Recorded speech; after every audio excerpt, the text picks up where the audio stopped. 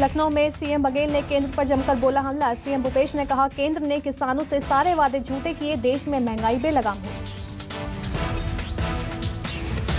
दिल्ली और यूपी दौरे से रायपुर लौटे सीएम भूपेश बघेल बोले उत्तर प्रदेश की जनता बदलाव चाहती है। राहुल गांधी और प्रियंका गांधी से कई अहम मुद्दों पर चर्चा हुई।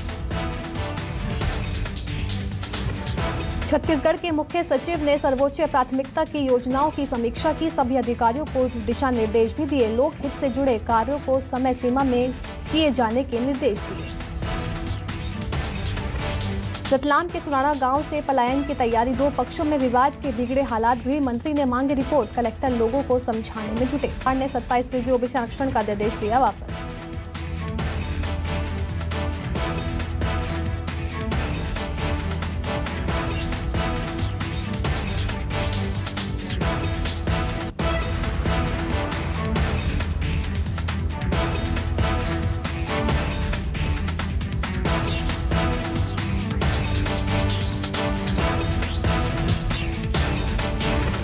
पन्ना पहुंचे बीजेपी प्रदेश अध्यक्ष वी डी शर्मा। स्थानीय कार्यक्रमों में लिया भाग। ऑक्सीजन प्लांट का किया लोकार्पण।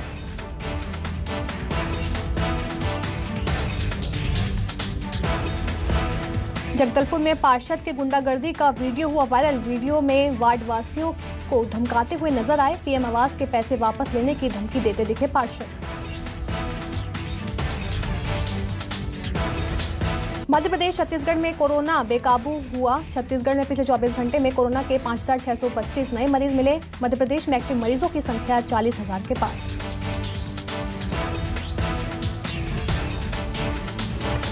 कोवैक्सीन और कोविशील्ड को ओपन मार्केट में बेचने की बड़ी पहल। केंद्रीय औषधि प्राधिकरण ने दोनों वैक्सीन को कुछ शर्तों के साथ मार्केट में बेचने की मंजूरी देने की अनुशंसा की। अभी देश में इन टीकों की इमरजेंसी इस्तेमाल की मंजूरी है। सीडीएससीओ की अनुशंसा पर अंतिम फैसला डीसीजीआई लेगा। सीरम इंस्टीट्यूट और भारत बायोटेक ने वैक्सीन से संबंधित तमाम विस्तृत डेटा कोविड-19 संबंधी विशेषज्ञ समिति को मुहैया करा दिया है। भोपाल में गणतंत्र दिवस पर परेड करने पहुंचे जवान कोरोना पॉजिटिव। 40 से ज्यादा जवान हुए कोरोना पॉजिटिव। गणतंत्र दिवस को लेकर जवानों ने की रिहर्सल। सीएम ने डमी को दिया सलामी। रायपुर में पदस्थ पुलिस आरक्षकों का हुआ थोक में तबादला। सीसीटीएनएस समेत कुल 40 आरक्षकों का हुआ तबादला। लंबे समय से एक ही थाना में पदस्थ सभी आरक्षक एसएसपी प्रशांत अग्रवाल ने जारी किया आदेश। ग्वालियर के पुलिस महानिरीक्षक बने अनिल कुमार शर्मा। इससे पहले सागर जोन के पुलिस महानिरीक्षक थे शर्मा।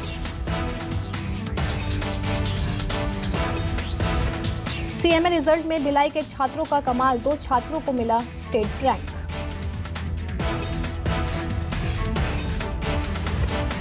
जबलपुर में किडनी ट्रांसप्लांट का सफल हुआ ऑपरेशन। पूरे महाकौशल के लोगों को मिली बड़ी राहत।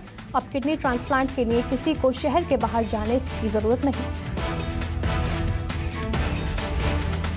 बिलासपुर में विद्युत सब स्टेशन के लिए मंगला में 5.5 एकड़ जमीन का आवंटन किया गया। 1,25,000 उपभोक्ता को होगा लाभ। बिलासपुर में अवैध हुक्का बार पर छापेमारी। मैनेजर समेत 6 लोग गिरफ्तार, संचालक फरार। कोरबा पुलिस ने 11 टन कोयले के साथ वाहन किया जब्त। वाहन चालक को पुलिस ने किया गिरफ्तार। पुलिस कर रही है मामले की जांच। कुरेला पेंड्रा मारवाही में बाइक चोर गिरोह का पर्दाफाश। मध्य प्रदेश से बाइक चोरी कर छत्तीसगढ़ में बिक्री करता था आरोपी। 6 बाइक की गई जब्त। बिलासपुर में नगर निगम महिला कर्मचारी को मिली लाश। हत्या की जताई जा रही आशंका। जांच में जुटी पुलिस की टीम।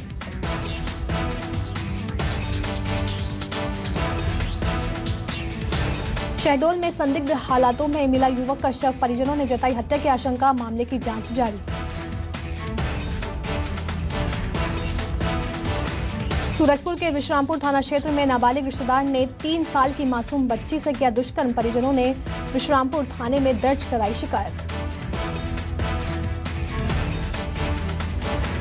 बिलासपुर में शादीशुदा महिला को नाबालिग से हुआ प्यार। नाबालिग ने महिला को अपने घर बुलाकर बनाया बंधक। मामले में नाबालिग गिरफ्तार। रायपुर में ग्लास कारोबारी पर चाकू बरसाने वाला आधा दर्जन से अधिक आरोपी को पुलिस ने किया गिरफ्तार। गिरफ्तार आरोपी में से 4 नाबालिग। श्योपुर में खेतों के पास पेड़ में फंदे से लटका मिला युवक का शव। युवक की उम्र 20 साल के करीब बताई जा रही। आत्महत्या की जताई जा रही आशंका। बलरामपुर जिले के सिटी कोतवाली थाना अंतर्गत वार्ड नंबर 2 से 2 लोग गाय के मांस के साथ पकड़े गए। दोनों ही आरोपियों को पुलिस ने गिरफ्तार कर भेजा जेल।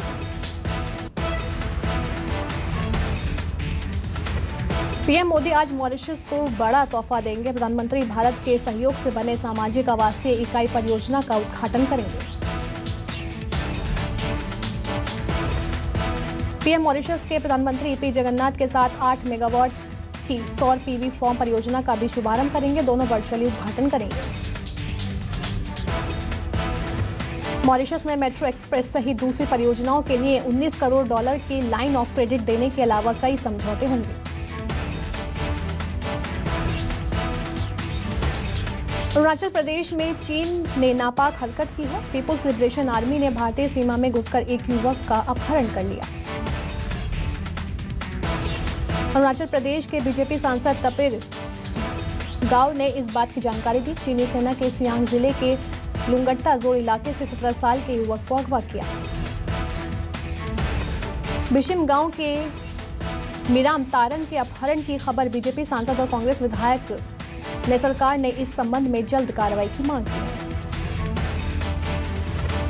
चीन ने अरुणाचल के 15 जगहों का नाम चीनी भाषा में नामकरण किया। गृह राज्य मंत्री निशीथ प्रामिक को बीजेपी सांसद ने ट्वीट के जरिए सूचित किया। साउथ अफ्रीका ने पहले वनडे में टीम इंडिया को 31 रनों से हराया। 297 रनों का लक्ष्य लेकर उतरी टीम इंडिया 8 विकेट पर 265 रन ही बना सकी।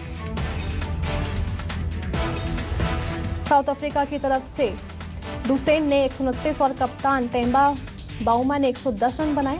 धवन ने करीब 80, कोहली ने 51 और शार्दुल ठाकुर ने 50 रनों की पारी खेली। साउथ अफ्रीका ने 3 मैचों के वनडे सीरीज में 1-0 की बढ़त बना ली है। दूसरा ओडीआई 21 जनवरी को पार्ल में ही खेला जाएगा। अंडर 19 वर्ल्ड कप में टीम इंडिया को बड़ा झटका लगा है। कप्तान यश थुल और उप कप्तान शेख रशीद सहित टीम के 6 खिलाड़ी कोरोना पॉजिटिव हो गए।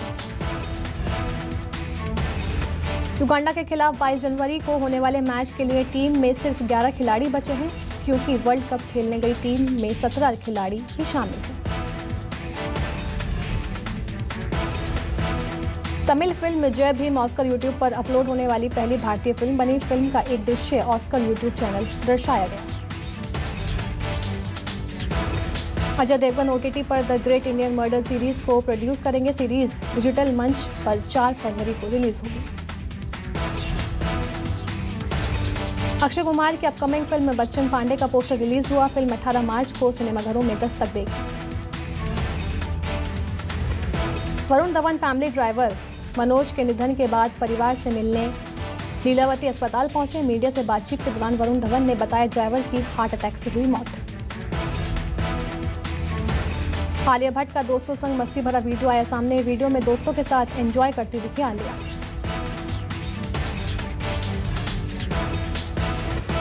बीते 24 घंटे में क्रिप्टो करेंसी के दाम में आई गिरावट। बिटकॉइन, एथीरियम और कार्डानो में आई 1.23% की गिरावट।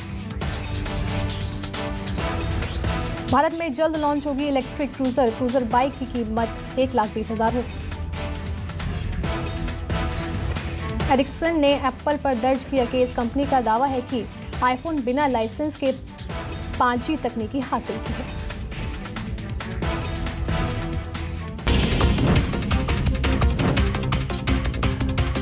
ब्रेक के बाद फिर से स्वागत है आप सभी का। बता दें, बूथ विस्तारक अभियान को लेकर केंद्रीय मंत्री और दमोह से सांसद प्रहलाद पटेल जबेरा दौरे पर हैं। इस दौरान मंत्री ने आदिवासी लोगों के साथ रात बिताई है, साथ ही स्थानीय लोगों से मुलाकात भी की, साथ ही लोगों के साथ खाना भी खाया। पूरी रात मंत्री प्रहलाद पटेल कार्यकर्ताओं के साथ ही उनके गांव में रहे। इस दौरान केंद्रीय मंत्री ने कहा कि संगठन को मजबूत करने के लिए बूथ विस्तारक अभियान चलाया जा रहा है। प्रदेश भारतीय जनता पार्टी ने बूथ विस्तारक योजना शुरू की है। और इसमें ये तय किया कि जो हमारी राजनीतिक विचारधारा है और राजनीतिक कार्य प्रणाली है उस पर सादगी, विचारधारा के प्रति प्रतिबद्धता, राजनीतिक शुचिता और नैतिक मूल्यों पर आधारित राजनीति। खबर शिवपुरी से है, जहां एक छात्र ने फांसी लगाकर आत्महत्या कर ली है। युवक का शव शासकीय जनजाति कॉलेज के हॉस्टल में मिला है। फंदे से लटका शव मिला था। बता दें, छात्र के पास से कोई सुसाइड नोट नहीं मिलने की वजह से आत्महत्या के कारणों का खुलासा नहीं हो सका। पुलिस मामले की जांच लगातार कर रही है।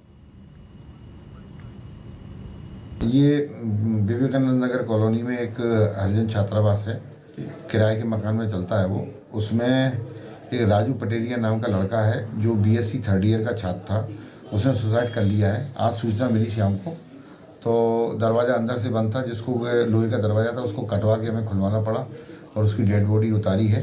राजू पटेरिया इधर बदरवास क्षेत्र का रहने वाला है। वो बदरवास क्षेत्र के किसी गांव का रहने वाला है, भील समाज के हैं ये।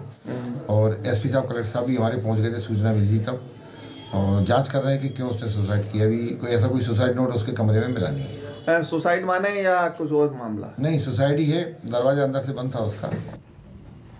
दमोह पुलिस को बड़ी कामयाबी मिली है। पुलिस ने लाखों की स्मैक बरामद की है, साथ ही 2 आरोपियों को भी गिरफ्तार किया है। बरामद की गई स्मैक की कीमत 3 लाख से ज्यादा बताई जा रही है। साथ ही आरोपियों के पास से एक कार और मोबाइल फोन बरामद किया गया है। दरअसल पुलिस को सूचना मिली थी कि तस्कर काफी दिनों से स्मैक की तस्करी कर रहे हैं। तस्करों को पकड़ने के लिए एसपी ने टीम का गठन किया और सफलता हाथ लगी। विगत कई दिनों से दमोह पुलिस एनडीपीएस एक्ट के अंतर्गत निरंतर प्रभावी कार्रवाई कर रही थी। इसी के तहत निरंतर कुछ सूचनाएं प्राप्त हो रही थी कि एक कोई बाहर का गिरोह है जो दमोह में और आसपास के क्षेत्रों में 1-1, 2-2 ग्राम में छोटी छोटी पुड़िया इसमें की वो वितरित करता है और इससे निरंतर जो है नशे के आदि बढ़ते जा रहे थे। ये गंभीर चिंता का विषय था और इसी कारण से हमने एडिशनल एसपी और थाना प्रभारी नोहटा और साइबर टीम एक संयुक्त टीम गठित की और इन्होंने 2 महीने के लगातार प्रयास किए और इन्होंने जानकारी एकत्रित की है और इस टीम के द्वारा उस गिरोह को पकड़ने में सफलता प्राप्त हुई है। शिवपुरी में एक बार फिर से रेत माफिया की दबंगई देखने को मिली है। इस बार रेत माफिया ने पुलिस दस्ते पर ही हमला बोल दिया और अवैध रेत से भरी ट्रैक्टर ट्रॉली को पुलिस के कब्जे से छुड़ा लिया है। मिली जानकारी के मुताबिक सोन चिरैया और सुनारी चौकी पुलिस ने अवैध रेत का परिवहन कर रहे 2 ट्रैक्टर ट्रॉली को जब्त किया था। ट्रैक्टर ट्रॉली को वहां से ले जाने के दौरान रेत माफिया ने पुलिस के उड़न दस्ते पर हमला कर दिया और दोनों ट्रैक्टर ट्रॉली लेकर फरार हो गए। मामले को लेकर सोन चिरैया अभ्यारण्य की रेंजर और वन रक्षक ने 5 आरोपियों के खिलाफ मामला दर्ज कराया है। अब खबर छत्तीसगढ़ से है, जहां पंचायत चुनाव के लिए आज वोटिंग है। बता दें, सुबह 7 बजे से 3 बजे तक वोट डाले जाएंगे। प्रदेश भर में मतदान के लिए 1066 केंद्र बनाए गए हैं। मतदान केंद्रों को कोविड गाइडलाइन का पालन करना होगा, तो वहीं मतदान के बाद शाम को ही मतगणना होगी। 1807 पंच पदों के लिए उपचुनाव होंगे। बड़ी और अहम जानकारी आपको बता रहे हैं।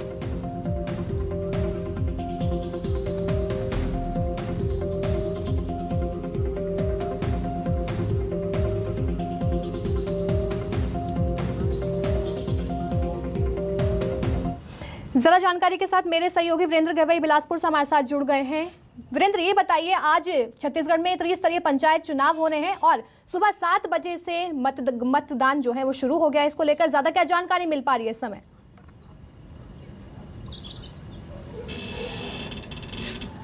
हाँ, देखिए, सुबह 7 बजे से मतदान शुरू हो गया है और जो त्रिस्तरीय पंचायत चुनाव है उसमें ये वोटिंग होनी है। जिन पद जो रिक्त पद थे उन पर वोटिंग हो रही है। ये उपचुनाव है। बिलासपुर जिले में 28 ग्राम पंचायतों में ये चुनाव हो रहा है। 3 ब्लॉक के 28 ग्राम पंचायत हैं, जिनमें बिल्हा, मस्तूरी और तखतपुर क्षेत्र के ये 28 ग्राम पंचायत शामिल हैं। इनमें 65 पदों पर चुनाव हो रहा है। सुबह 7 बजे से ही वोटिंग शुरू हुई है। 3 बजे तक वोटिंग होगी और उसके बाद मतगणना होगी। इस उपचुनाव में 47 सरपंच के हैं प्रत्याशी और 23 माफ कीजिएगा, पंच के 47, सरपंच के 23, जनपद सदस्य के 6 समेत 76 प्रत्याशी भाग्य आजमा रहे हैं, जिनके भाग्य का फैसला आज शाम तक हो जाएगा। जी देखिए, इस समय सबसे बड़ी चुनौती छत्तीसगढ़ में है कोरोना, क्योंकि लगातार कोरोना के मरीजों में इजाफा देखा जा रहा है। तो इस मतदान केंद्रों पे क्या क्या तैयारी की गई है जिससे कि वहां पे व्यवस्था सही हो, सही ढंग से लोग मतदान कर पाए?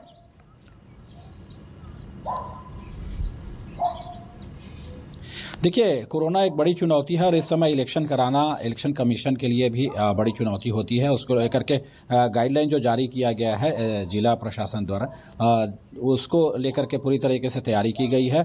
मास्क, सैनिटाइजर की व्यवस्था की गई है और साथ ही सोशल डिस्टेंसिंग की भी यहाँ पर व्यवस्था की गई है, ताकि लोग दूर दूर तक रहें। और जो 63 मतदान दल हैं उनको पूरी तरह से प्रशिक्षित किया गया है, ताकि सही तरीके से इस चुनाव को निपटाया जा सके। वीरेंद्र हमारे साथ बने रहिए। इसी बीच कवर्धा से प्रदीप गुप्ता हमारे सहयोगी जुड़ रहे हैं। प्रदीप, ये बताइए, सबसे पहले जानना चाहूंगी कि चुनाव में कितने सदस्य हैं जो चुनाव लड़ रहे हैं? देखिए, बिल्कुल कहना चाहूंगा, इस वक्त जो है कबीरधाम जिले में त्रिस्तरीय उप सरपंच और सरपंच की जो है चुनाव की प्रक्रिया चल रही है। कबीरधाम जिले की अगर हम बात करें तो लगभग 1200 से ज्यादा जो है कैंडिडेट खड़े हुए हैं। 22 बूथ बनाए गए हैं।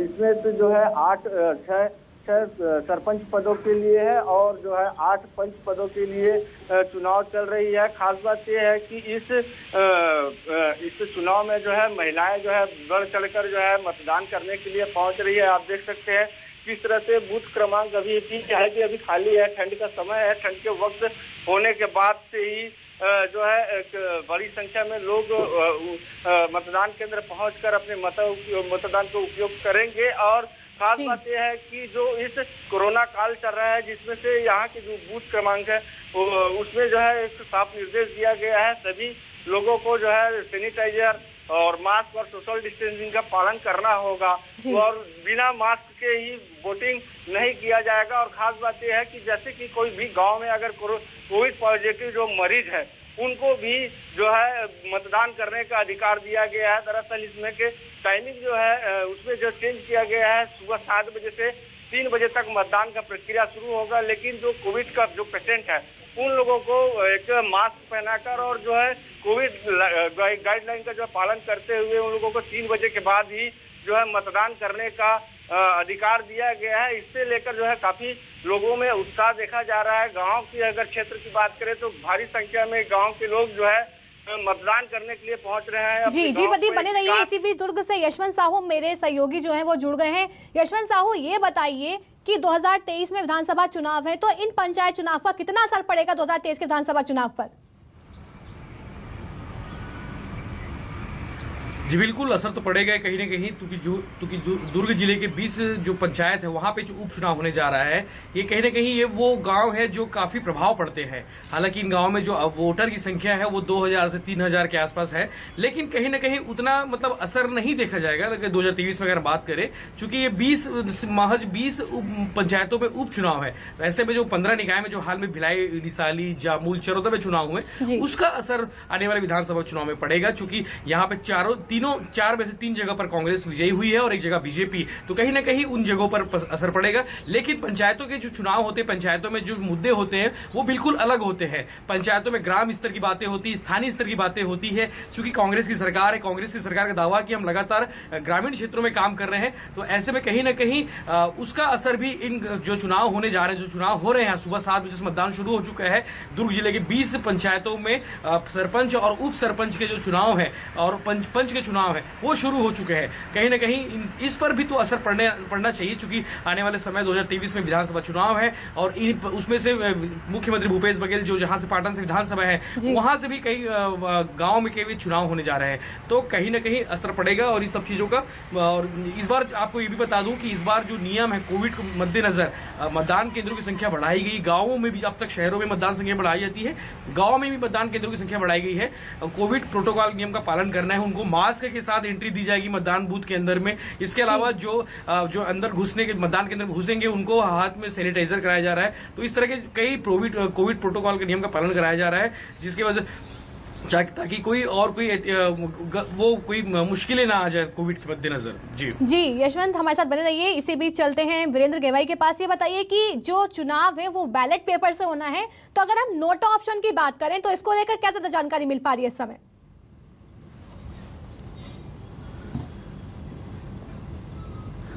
देखिए, ग्रामीण स्तर पे नोटा जो ऑप्शन है वो ज़्यादा काम नहीं करता है, क्योंकि घर घर से एक एक वोटर को लोग निकाल करके लाते हैं और पंच और सरपंच और जनपद सदस्य का ये चुनाव है, तो बैलेट पेपर से ये इलेक्शन होता है। इस वजह से बहुत ज़्यादा इस पर नोटा का प्रभाव नहीं पड़ता है और जो प्रत्याशी हैं वो घर घर से लोगों को निकाल करके वोटिंग तक पहुंचते हैं और चूंकि वो हर घर से पहुंच रखते हैं, इस वजह से इस पे नोटा का खास असर नहीं होता है। और लोगों में खासा उत्साह इस वजह से होता है क्योंकि वो अपने क्षेत्र के, अपने इलाके के लोगों को अच्छे से जानते हैं और हर किसी को पहचानते हैं। इस वजह से लोग उत्साहित होकर भी खुद से भी वोटिंग करने मतदान केंद्र तक पहुँचते हैं। जी बहुत बहुत शुक्रिया प्रदीप, यशवंत और वीरेंद्र हमें तमाम जानकारी देने के लिए। अब बड़ी खबर भोपाल से है, जहां आज से सामूहिक अवकाश पर पटवारी 2 दिन के अवकाश पर रहेंगे, तो प्रदेश के 19,000 पटवारी 2 दिनों तक राजस्व के काम से प्रभावित भी हो सकते हैं। पटवारी जियो फेंस गिरदावरी का विरोध लगातार कर रहे हैं। एमपी पटवारी संघ ने सामूहिक अवकाश का पत्र भी लिखा है। बड़ी और अहम जानकारी भोपाल से है, जहां आज से सामूहिक अवकाश पर पटवारी हैं। 2 दिन के अवकाश पर प्रदेश के 19,000 पटवारी रहेंगे, तो वहीं 2 दिनों तक राजस्व के काम भी प्रभावित होंगे। पटवारी जियो फेंस गिरदावरी का लगातार विरोध कर रहे हैं और मध्य प्रदेश पटवारी संघ ने सामूहिक अवकाश का पत्र भी लिखा है।